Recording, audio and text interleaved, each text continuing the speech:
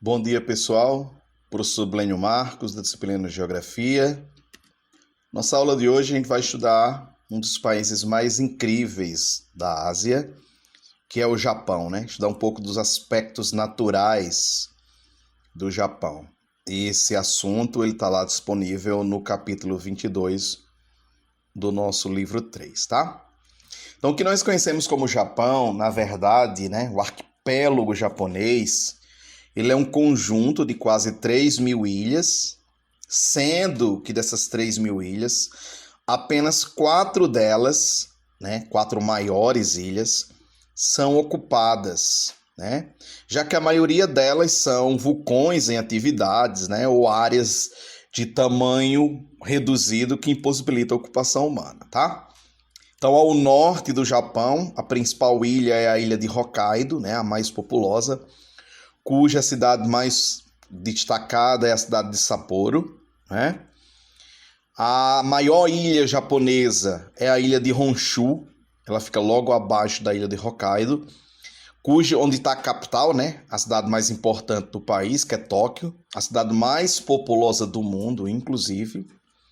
Abaixo de Honshu tem a ilha de Shikoku, que tem cidades históricas do país, né? Inclusive a cidade de Kyoto, que já foi a capital do país, a cidade de Hiroshima, que se destacou na Segunda Guerra, né? Devido aos ataques atômicos, ela fica aí nessa ilha de Shikoku. E ao sul, a ilha de Kyushu, que é a ilha mais meridional do arquipélago japonês, tá? Então, o que nós conhecemos como Japão, na verdade, é um conjunto de grandes 4 ilhas que são ocupadas exteriormente. Vale lembrar que o Japão ele é um país, né, bem populoso, ele é o 11º país do mundo em população. São 125 milhões de habitantes no país, tá? Então, a posição geográfica do Japão, ela chama atenção, né? Porque ele é um país insular, como eu já falei, ou seja, ele é formado por um conjunto de ilhas, né? As 4 maiores que nós acabamos de ver no mapa e diversas outras menores, tá? Então, possui um território notavelmente montanhoso, né? Então, 70% do país ele é uma região montanhosa. Ele é banhado pelo Oceano Pacífico, a leste, e pelo Mar do Japão, né, a oeste. Mesmo sendo um país insular e com uma pequena extensão longitudinal, o Japão faz fronteira marítima com potências históricas, como a Rússia, né, ao norte, a China ao oeste e as Coreias, né, e ao sul, com as Coreias ao sul, tá? Os países situados próximos deles são Taiwan, Filipinas, no Sudeste Asiático, e Papua Nova Guiné, na Oceania. A leste, atravessado pelo Oceano Pacífico, o Japão consegue fazer contato com as Américas do Norte, né? Transpassando arquipélagos importantes, como que possui o estado do Havaí, nos Estados Unidos, né? Então, o Havaí, ele fica no meio do Pacífico, né? Na fronteira aí, né? Na divisa com esses dois países, tá? Então, tá aí no mapa a localização do Japão, né? É uma localização estratégica, né, na entrada do Pacífico, e aí o conjunto de ilhas, as 4 grandes ilhas que formam o arquipélago japonês, né? Uma das características que chamam a atenção do Japão é seu relevo, né, suas características geológicas, pelo fato dele ser um país montanhoso, como a gente acabou de citar, e também pela ocorrência de fenômenos geológicos, como os terremotos e tsunamis, que a gente vai destacar a seguir, e também as erupções vulcânicas, tá? Então o relevo japonês é bastante jovem, né? Uma vez que se localiza entre as placas tectônicas, 4 grandes placas, né? A da Eurásia, do Pacífico e das Filipinas, mais ao norte a placa norte-americana, tá? Se situa em uma região de contato de limite de placas, o país é muito instável geologicamente, sobretudo, né? Sofrendo com frequentes terremotos, tá? Como a gente vai destacar a seguir. A quantidade de cadeias montanhosas japonesas é bastante elevada, como eu já citei, né, cobrindo aproximadamente 70% do país. Então você tem uma população numerosa do Japão, 125 milhões de habitantes, ocupando uma área limitada, né, mais plana, de apenas 30% da área do país. Então, além dele ser pequeno, né, um país territorialmente pequeno, ele possui apenas 30% do seu território disponível para ocupação, tá? Entre elas, há diversos vulcões, né? Como o Monte Fuji, que é um vulcão, né? Como ele tem alta altitude, o seu topo ele é um topo nevado, então ele acaba escondendo um pouco da atividade vulcânica, tá? Então, essa estrutura geológica ela é bem típica do país. Então tá aí a imagem, né? Um dos pontos turísticos mais visitados do Japão, que é o Monte Fuji, um vulcão ativo. Ele fica na parte leste do país, já na entrada para o Pacífico, tá? E aí abaixo as placas tectônicas, né, que formam o arquipélago japonês. Não raro, quando há o deslocamento dessas placas, ocorrem tanto o fenômeno vulcânico, né, o vulcanismo, que a gente também vai discutir a seguir, como grandes terremotos no Japão, né? Vale lembrar que uma vez a cada 50 anos o Japão ele é sacudido aí por grandes terremotos. Então, geralmente, em média, uma vez a cada geração você tem grandes terremotos. Então, antes da gente falar sobre os vulcões do Japão, a gente tem que revisar os tipos de vulcanismo, né? Existem 3 tipos básicos de erupções vulcânicas, tá? As 3 ocorrem, inclusive, no país. Uma curiosidade é que o Japão ele é uma boa amostra do fenômeno vulcânico, por isso que geólogos, né, do mundo inteiro visitam e viajam o Japão para conhecer um pouco mais dessas características. Então, o primeiro tipo de erupção é a chamada erupção efusiva, né? É aquele que o rio de lava, né, um magma fluido, libera gases, e a erupção é uma erupção mais calma, né, com derramamento de lava abundante, em altíssima temperatura. Então, você tem aí uma temperatura média de 3.000 graus para a fusão desses minerais que formam a lava, né? Então, ela desliza rapidamente, espalhando-se por grandes distâncias. Então, essa é a forma mais comum que as pessoas imaginam de erupção vulcânica, né? O segundo tipo é chamado de erupção explosiva. Esses são os vulcões mais perigosos que existem, tá? Porque ele aparentemente está adormecido e de uma hora para outra eles acabam explodindo. Então, a erupção explosiva, as lavas são mais viscosas, né? Fluem com dificuldade, impede a liberação de gases, então acaba criando uma espécie de pressão interna no cone vulcânico, né? Então, em virtude dessa viscosidade, a lava por vezes não chega a se derramar, construindo estruturas arredondadas, que são chamadas de domos ou cúpulas. Então esse domo ou essa cúpula, ela acaba prendendo os gases, né? O que cria um vulcão muito explosivo e muito perigoso. Por exemplo, no sul do Japão, nós temos um dos mais ativos vulcões do mundo, que é o Sakurajima, que a gente vai ver a seguir, tá? E existe também o terceiro tipo, a erupção mista, né? Que acaba sendo uma mistura das duas coisas. Existem vulcões só efusivos, existem vulcões só explosivos e existem vulcões que têm os dois tipos. Ora, ele emite lava vulcânica, ora, ele acaba aumentando a pressão e explodindo, tá? Então, assumem aspectos intermediários entre os dois tipos estudados, né? As explosões ocorrem pela entrada de água na chaminé ou na câmara magmática, que em virtude das altas temperaturas vaporiza, se originando grande quantidade de água, tá? Então, como eu já falei, o Japão ele tem esses três tipos de erupções bem nítidas espalhadas pelo país, tá? Então, observem aí no mapa, né? Existem categorias diferentes de vulcão, eles são classificados em 3 letras, A, B e C, né?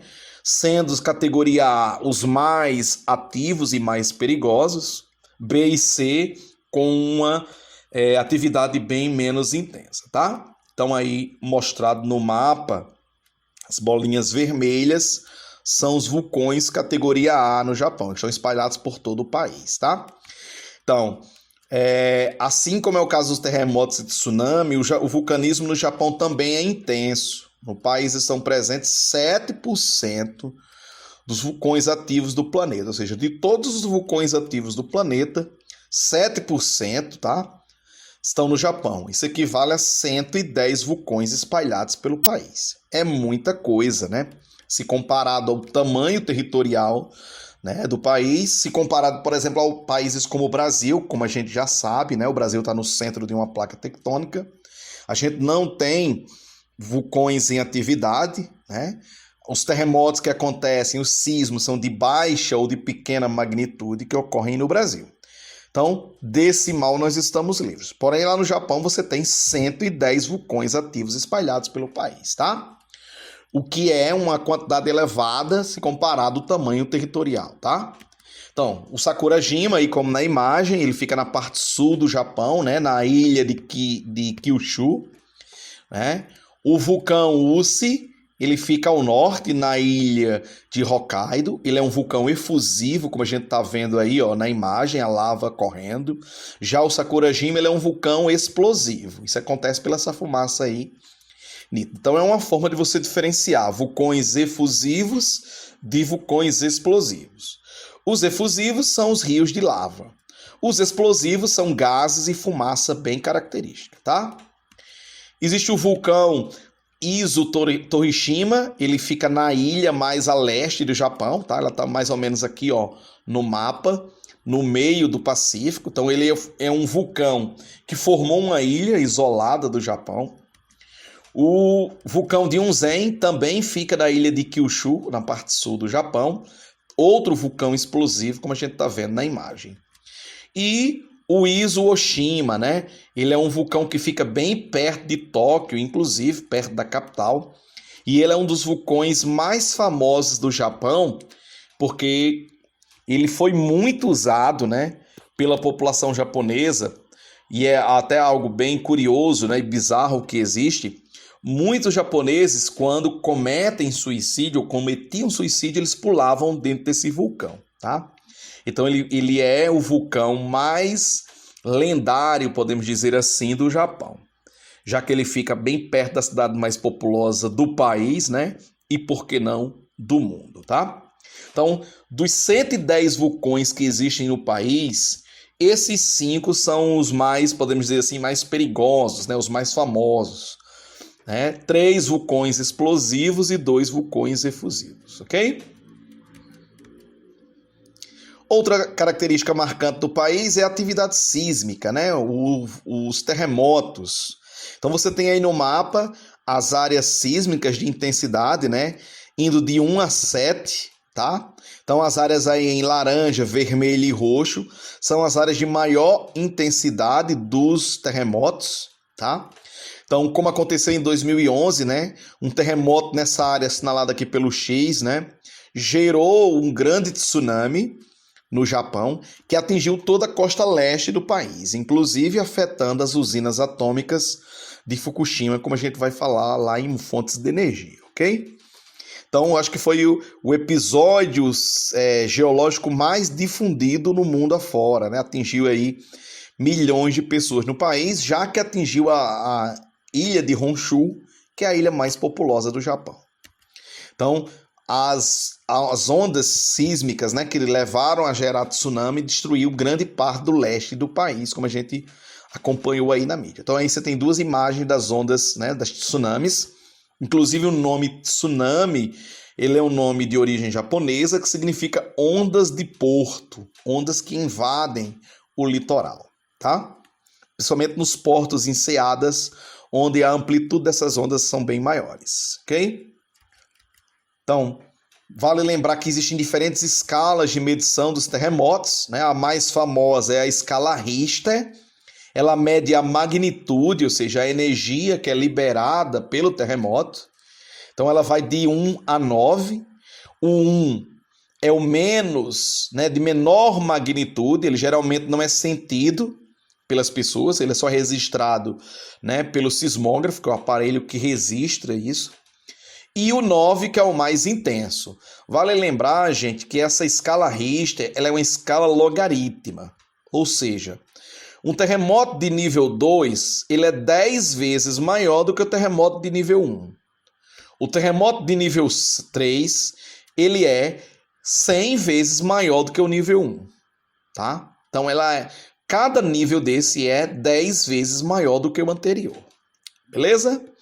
Então, os de 3,5 a 5,4 muitas vezes não é sentido, mas pode causar pequenos danos.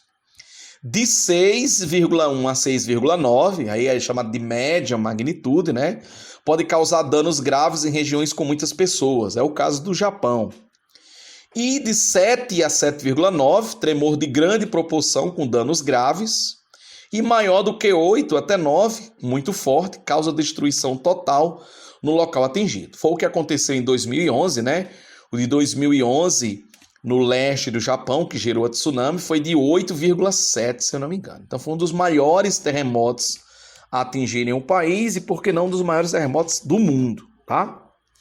Então ainda cada terremoto tem uma magnitude única, os efeitos de cada abalo sísmico variam de acordo com a distância, as condições do terreno e das edificações e outros fatores. Inclusive, existe uma curiosidade, acho que todo mundo já ouviu falar disso sobre o Japão, né? Lá no Japão, em virtude dos frequentes terremotos, eles normalmente desenvolvem adaptações nos prédios para resistir a esses tremores, ok? Então, aí a imagem que retrata, né, o incidente lá de 2011, o terremoto que aconteceu no Oceano Pacífico, né, no alto mar, gerou as ondas que acabou se propagando aí em direção ao país, tá? Então você tem aí áreas de severa intensidade, de média intensidade e de moderada intensidade, ok? Como eu disse, a região leste do Japão foi a mais atingida. E aí na outra imagem, o sismógrafo, né, que é um aparelho que mede e registra a amplitude da onda, tá? Então, quanto maior o espaçamento entre essas linhas do sismógrafo, maior é a magnitude do tremor, tá? O de 2011, como eu citei, foi de 8,7, um dos maiores ocorridos no país. Além da escala Richter, também existe a escala Mercalli, né, que é uma escala qualitativa, né? Se a Richter é uma escala quantitativa, logarítmica, como eu falei, né? Cada terremoto 10 vezes maior do que o outro. A escala Mercalli é uma escala qualitativa, que ela mede a intensidade dos terremotos, ou seja, o poder de destruição que o fenômeno causou. E isso, lógico, vai depender da localização, né? De onde aconteceu esse tremor. Se trata-se de uma região muito ou pouco habitada, tá? Então, normalmente, áreas muito populosas podem ter uma atividade magnitude menor, mas os danos vão ser causados maiores, já que é uma área bem mais ocupada, tá? Então, como o Japão Ele é um país bem pequeno e bem populoso e ele acaba gerando aí muitos danos, tá?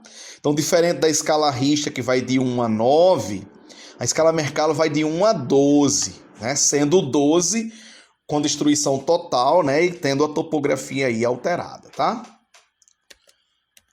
Além da escala Richter e Mercalli, o Japão tem uma escala específica para medição de seus terremotos, que é a conhecida escala Shindo, né? Ela vai de 0 a 7, ela também mede a intensidade dos tremores, tá? Então, 0, os objetos suspensos movem suavemente, mas o movimento não dura muito tempo. A 1, se uma pessoa estiver sentada, vai perceber um leve tremor, mas que não dura também muito tempo. 2, os objetos suspensos balançam, estando em pé é possível sentir o tremor, quem tem sono leve pode despertar. Shindo 3, o tremor é facilmente perceptível, formam-se ondas em um copo contendo água, pode-se escutar o barulho das louças no armário. 4, que já é média, né, intensidade, os objetos finos como vasos e potes, porta-retratos podem cair, mesmo que está caminhando ou dirigindo automóvel sente o tremor. Shindo, o 5, ele se divide aí em fraco e em forte, né? Ele é subdividido. O Shindo 5, mais forte, algumas casas apresentam rachaduras nas paredes. O 6, também fraco e forte, né? E o 7, o mais intenso de todos, a escala Shindo número 7, é possível caminhar, não é possível caminhar, os móveis saem do lugar e os objetos começam a voar. Em quase todas as construções, os vidros se rompem, os azulejos caem. Mesmo as paredes e casas mais resistentes podem apresentar danos. Então, o Japão ele desenvolveu uma escala específica para os seus terremotos de acordo com sua intensidade, né, os danos causados. Então, observem aí, né, os danos causados na imagem de um grande terremoto em uma rodovia do Japão, né? Vale lembrar, pessoal, que os tsunamis de 2011, né, danificaram centenas de quilômetros de estradas no país, que rapidamente foram construídas, né? O governo japonês criou uma verdadeira operação para a reconstrução do país. Às vezes espanta a capacidade de reconstrução que o país tem, né? Isso é um histórico no país, né? Desde a Segunda Guerra Mundial, destruído na Segunda Guerra, e hoje é uma superpotência industrial. Além das características geológicas, a gente também vai discutir um pouco das características climáticas, né? O Japão possui 4 principais tipos climáticos, né, ao longo do país. Então é bem fácil observar que, apesar de ser um país insular, como a gente já falou, com ilhas, ele tem algumas diferenças térmicas bem marcantes, tá? Então é dica observar que quanto mais ao norte do país, mais frio, quanto mais ao sul, maiores são as temperaturas, tá? Então você tem, por exemplo, aí na ilha de Hokkaido, ao norte, você tem frequente queda de neve nos meses de inverno. Então os rios ficam congelados, a paisagem coberta de neve, né? Na ilha de Honshu, onde o clima ele é temperado oceânico, na cidade aí onde ficam cidades bem mais populosas, o clima é temperado. Então você tem as 4 estações bem definidas aí nessa região de Honshu.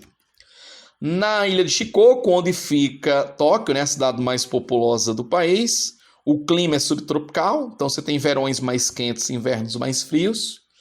E em Kyushu, na parte sul do país, você tem um clima tropical, então temperaturas bem mais elevadas. Então, apesar de ser um país insular, você tem 4 características climáticas dependendo de cada ilha, tá? Quem mora no norte do Japão está mais acostumado com o frio. Quem mora no sul do Japão está mais acostumado com o calor. Então, o país vive bem isso. Sul bem frio, norte bem frio e sul bem quente, tá? Outra característica marcante é a atuação de correntes marítimas, né? Você tem as correntes aí de Kuroshio, que levam a água fria do Oceano Pacífico, trazem mais oxigênio dissolvido, né? E isso acaba aumentando a produção pesqueira, né? Por isso que o Japão é um país que não produz quase nada na agricultura, mas que se destaca na produção pesqueira, né? Um dos países de maior produção de pesca do mundo, né? Tanto de peixes como de crustáceos, já que o país é um país basicamente voltado para o oceano. Então, graças a essa corrente fria, né, que leva à tona o plâncton, o fitoplâncton, mais oxigênio dissolvido, acaba aumentando a produção pesqueira. Então, por isso que a atividade da pesca é uma atividade muito marcante no país, tá? Em Tóquio, por exemplo, você tem mercados imensos de peixes das mais variadas, né, espécies existentes. Outra característica importante são as paisagens vegetais que formam o país, né? A grande quantidade de cadeias montanhosas no Japão torna o país suscetível à variação climática e, consequentemente, de vegetação de acordo com a altitude. Como o próprio território, né? Como o território está localizado na zona temperada, a floresta temperada é teoricamente a vegetação principal. No entanto, devido à grande expansão humana pelo arquipélago, a formação vegetal mais preservada é a floresta de coníferas, né, que se destaca mais ao norte na ilha de Hokkaido, tá?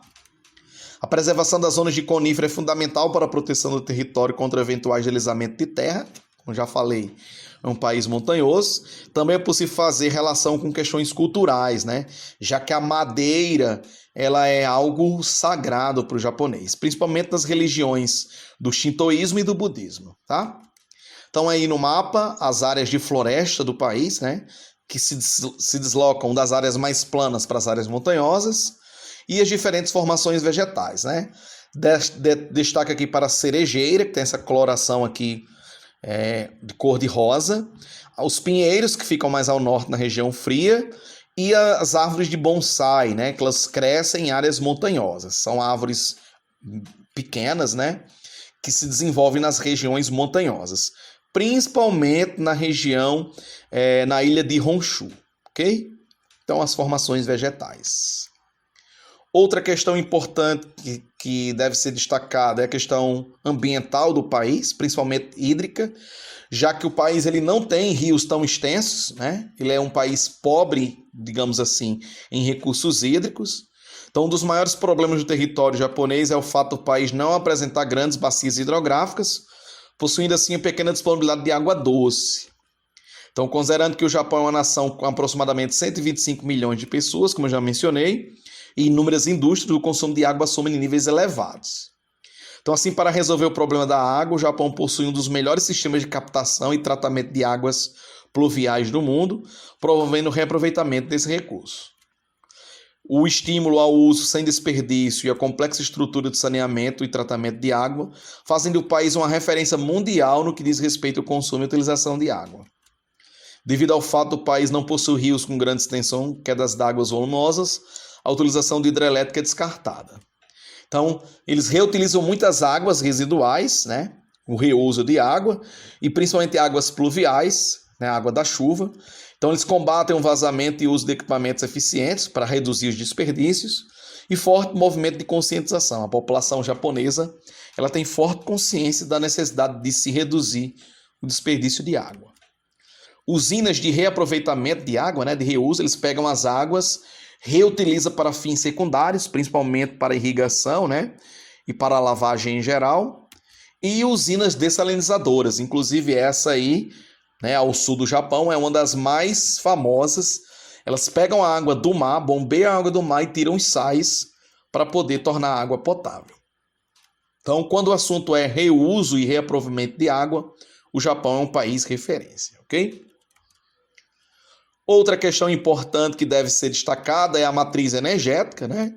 O Japão é altamente dependente de combustíveis fósseis, principalmente carvão, gás natural e petróleo. O país, que já foi o terceiro maior produtor de energia nuclear do mundo, tem trabalhado para alterar sua matriz energética de modo a incorporar fontes mais limpas e renováveis. Principalmente a energia solar, né? Como a gente vai ver a seguir, já que um dos maiores projetos de energia solar do mundo hoje é um projeto japonês. Então, assim, depois do acidente ocorrido na usina de Fukushima em 2011, né, a tsunami que a gente falou no início da aula, ela gerou um problema para a usina atômica de Fukushima com um grande vazamento na região, tá? Então, o governo japonês optou por paralisar as operações de suas usinas termonucleares de maneira progressiva. para que até 2030 o país não tivesse mais nenhuma usina nuclear em operação. Então foi uma meta colocada pelo governo japonês de ir desativando as usinas nucleares, né, gradualmente e investindo ao mesmo tempo em outras fontes, como a solar que eu já citei, tá? Então o país tem desenvolvido, né, tem grande desenvolvimento e pretende instalar aí, né, passar aí com um grande incentivo à energia solar. Então, o governo japonês, a meta é reduzir a utilização dessas matrizes não renováveis e aumentar as de renováveis de 20% para 24% até 2030. Ao mesmo tempo que vai reduzindo as usinas atômicas, vai aumentando as usinas solares, tá? Então, observe aí o gráfico, inclusive esse gráfico disponível lá no nosso livro, né? Você tem aí 39%, 40% da energia do país depende do petróleo, então o país importa muito petróleo, já que ele não tem muito recurso. 23% de gás natural, 25% de carvão. Então, se você somar petróleo, gás e carvão, aí dá mais de 70%, né? E dá mais de 80%. Fontes renováveis apenas 7%. E nuclear, hoje, ele é menos de 1% do país. Ele já foi o terceiro maior produtor do mundo, está reduzindo gradativamente. E aí abaixo a foto da estação, né, de produção de energia solar. Como o Japão ele é um país pequeno territorialmente, ele usou o mar, né, com boias e flutuadores para instalar as placas fotovoltaicas, tá?